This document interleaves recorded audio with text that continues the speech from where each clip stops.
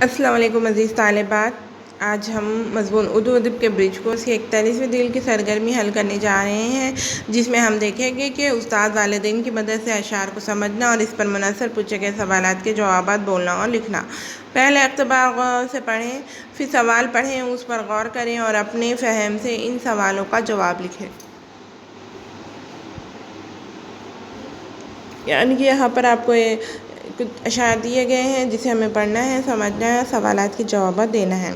کہتے ہیں ایک سال نہ بارش ہوئی کہیں، گرمی سے آفتاب کی تپنے لگی زمیں، تھا آسماں پر نہ کہیں ابر کا نشاں، پانی ملا نہ جب تو ہوئی خشک کھیتیاں، منہ تک رہی تھی خشک زمیں آسماں کا،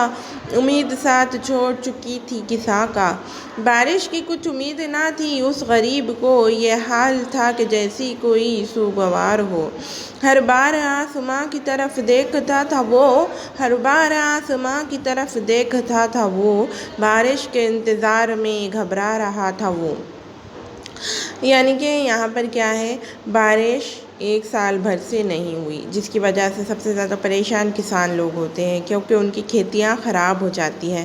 بس یہی بات اس نظم میں بتائی گئی ہے کہ ہر طرف خشک سالی ہے اور کسان کی جو کھیتیاں ہیں وہ خشک ہو رہی ہیں، انہیں پانی نہ ملنے کی وجہ سے وہ ختم ہو رہی ہیں، جس کی وجہ سے وہ کسان، وہ غریب انسان کیا کرتا ہے، آسمان کی طرف دیکھتا رہتا ہے اور بارش کا انتظار میں گھبرا جاتا ہے کہ بارش ہوگی کہ نہیں ہوگی۔ اب چلیے ذیل میں لکھے ہوئے جملوں کا مفہوم نظم کے جن مصرعوں میں آیا ہے وہ مصرع لکھیے۔ امید کسان کا ساتھ چھوڑ چکی ہے، کھیتیاں سوکھ چکی ہیں، سب کی نظریں بار بار آسمان کی طرف اٹھ رہی ہے، سورج کی وجہ سے زمین تپ رہی ہے۔ اب یہ ہمیں کیا لکھنا ہے،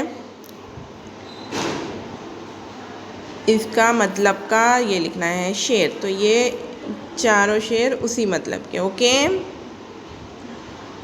چلیے اب آؤ کچھ نیا کرتے ہیں، ہمیں دیکھتے ہیں ذیل میں دیے گئے حروف سے 3 اور 4 حرفی زیادہ سے زیادہ الفاظ بنائیے، ہر لفظ میں حرف نون کا آنا ضروری ہے۔ تو یہاں پر یہ حرف سے 3 اور 4 حرفی لفظ بنانا ہے اور ہر لفظ میں کس کا آنا ضروری ہے، نون کا۔ تو شبنم، نیم،